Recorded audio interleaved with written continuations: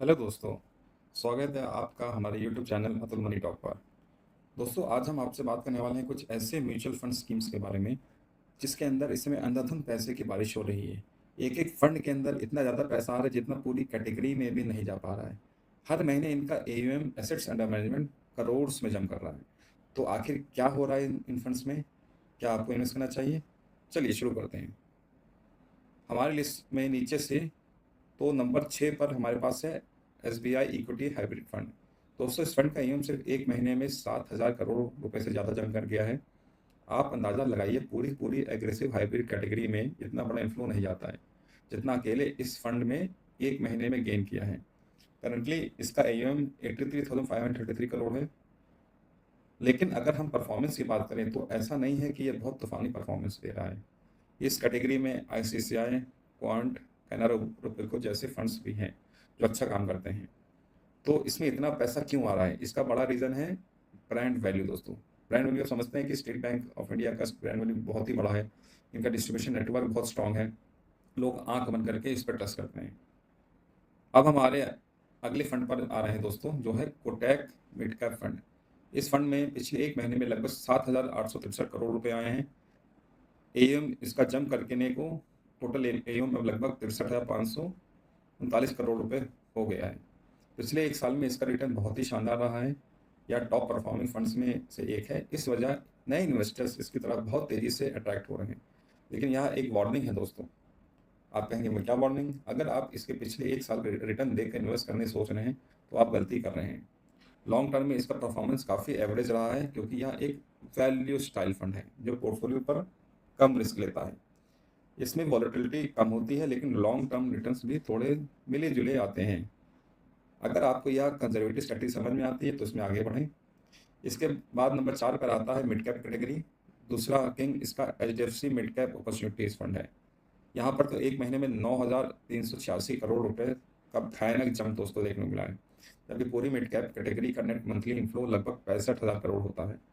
वहाँ अकेले इस फंड का एसेट वैल्यू इतना बढ़ गया है। ऐसा इसलिए होता है क्योंकि कैटेगरी में कुछ फंड्स में पैसा निकलता है और कुछ में आता है, तो नेट टोटल अलग होता है। एचडीएफसी मिड कैप एक प्योर वैल्यू इन्वेस्टिंग स्ट्रेटजी है पर चलने वाला फंड है दोस्तों। यह कभी कभी एग्रेसिव प्ले करता है, कभी कभी सेफ प्ले करता है। इस वजह से हम इससे दूसरे एग्रेसिव फंड के मुकाबले उतार चढ़ाव या वॉलिटी कम होती है। लेकिन दोस्तों, रिटर्न इसमें काफ़ी स्टडी बना रहता है। पिछले 1.5-2 सालों में इसका परफॉर्मेंस सॉलिड रहा है, इसलिए लोग इसमें दोस्तों भर भर के पैसा डाल रहे हैं। अब बात कर रहे हैं अगले फंड की, जो एचडीएफसी फ्लेक्सी कैप फंड है। एचडीएफसी एज एन एएमसी हमेशा ही वैल्यू इन्वेस्टिंग को प्रेफरेंस देता है। इस फ्लेक्सी कैप में लगभग 9,144 करोड़ रुपए का इन्फ्लो गया है, जो एक काफ़ी बड़ा नंबर है। फंड में पहले ही 95,000 करोड़ रुपए हैं। उनका यह फ्लेक्सी कैप फंड अब 1 लाख करोड़ के मार्क को क्रॉस करने के बेहद करीब जा चुका है। पिछले कुछ समय में इसका परफॉर्मेंस बहुत ही बेहतरीन रहा है। लेकिन ध्यान से सोचिए दोस्तों, इन सारे फंड्स में इतना पैसा आने के सबसे बड़ा रीज़न क्या है? पिछले 1-1.5 साल में इतना रिटर्न चार्ट बहुत अट्रैक्टिव दिख रहा है। इन्वेस्टर्स अभी भी स्कीम की गहराई और इसकी इन्वेस्टमेंट स्ट्रैटेजी को समझने के बजाय सिर्फ पास शॉर्ट टर्म रिटर्न्स को देखकर ब्लाइंडली पैसा इन्वेस्ट कर रहे हैं। इसलिए एक बड़ा सीक्रेट मैं वीडियो के एंड में शेयर करूंगा दोस्तों। अब आते हैं स्मॉल कैप कैटेगरी में। सबसे बड़े player Nippon small cap fund.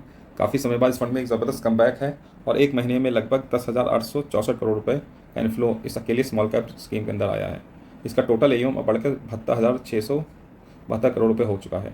दोस्तों, आपको याद होगा कि इस फंड का एम काफ़ी समय तक 60,000 करोड़ के आसपास रुका हुआ था। क्यों रुका हुआ था? क्योंकि इसके बीच में इस फंड की परफॉर्मेंस काफ़ी ज़्यादा डिप चली गई थी, जिसके चलते यह टॉप फंड्स के लिस्ट से बाहर हो गया था और लोगों ने पैसा डालना बंद कर दिया था। काफ़ी नेगेटिविटी इसमें दोस्तों हो गई थी।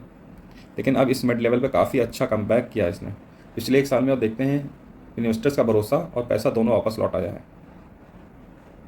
अब बात करते हैं दोस्तों लिस्ट के सबसे बड़े धमाके की, पराग पारिक फ्लेक्सी कैप फंड। दोस्तों, इस फंड ने पिछले एक महीने लगभग 12,000 करोड़ रुपए के आसपास इसमें हैंड फ्लो आया है। अब इसका टोटल एम बढ़कर दोस्तों 1,40,000 करोड़ रुपए हो चुका है। और जिस रफ्तार से इसमें पैसा आ रहा है दोस्तों, अगले कुछ महीने में ये 1.5 लाख करोड़ का माइलस्टोन भी क्रॉस कर जाएगा। मार्च में यह 1,28,000 करोड़ तक पहुंचा था, अब सीधा 1,40,000 करोड़ हो गया है। अब आते हैं उस सबसे बड़े पॉइंट में जो मैंने आपको वीडियो के बीच में बताया था कि अगर आप इस लिस्ट को ध्यान से देखेंगे तो आपको इसमें बहुत बड़ा पैटर्न समझ में आएगा। जिन फंड्स में सबसे ज़्यादा पैसा डाला जा रहा है, चाहे वो एचडीएफसी हो, कोटक हो, पराग पारिक हो, यहाँ सब के सब वैल्यू इन्वेस्टिंग करने वाले फंड हैं। जब मार्केट में एक लंबी बुल रन चल रही है तब उसका टॉप लिस्ट में ग्रोथ इन्वेस्टिंग और मोमेंटम इन्वेस्टिंग वाले फंड्स दिखते हैं, जैसे coined, Motilal Oswal, JM financial, HSBC. आज इस लिस्ट में उनका नाम नहीं है क्योंकि मार्केट थोड़ा वॉलेटाइल है दोस्तों और फ्लैट हो रहा है, आप देख ही रहे हैं। अब लोग एग्रेसिव फंड्स से डर कर वैल्यू फंड्स की तरफ भाग रहे हैं। तो एज अ इन्वेस्टर मेरी आपको एक छोटी सी अपील है, किसी भी म्यूचुअल फंड में पिछले 1 साल के रिटर्न को देखकर मत जाइए। आप पहले म्यूचुअल फंड हाउस की कोर की स्ट्रैटेजी को समझिए। अगर आप एग्रेसिव ग्रोथ चाहते हैं और बड़े उतार चढ़ाव झेल सकते हैं तो ग्रोथ म्यूचुअल फंड्स के साथ जुड़े रहिए। अगर आप थोड़ा सेफ प्ले करना चाहते हैं और बियर मार्केट में अपना पोर्टफोलियो को बचाना चाहते हैं तब वैल्यू म्यूचुअल फंड्स को चुनिए। ग्रोथ फंड्स बुल मार्केट में आग लगाएगा और बियर मार्केट में गिरेगा, जबकि वैल्यू फंड्स बियर मार्केट में स्टडी रहेगा और बुल मार्केट में धीरे धीरे चलेगा। इस बेसिक रूल को समझ कर चलेंगे तो कभी डर नहीं लगेगा और इन्वेस्टमेंट पोर्टफोलियो हमेशा ग्रीन रहेगा। अब मुझे नीचे कमेंट करके जरूर बताइए दोस्तों कि आपके पोर्टफोलियो में इन 6 फंड्स में से कौन सा फंड्स है। तब आपका एक्सपीरियंस कैसा रहा दोस्तों। वीडियो पसंद आए तो जरूर से लाइक शेयर सब्सक्राइब करें।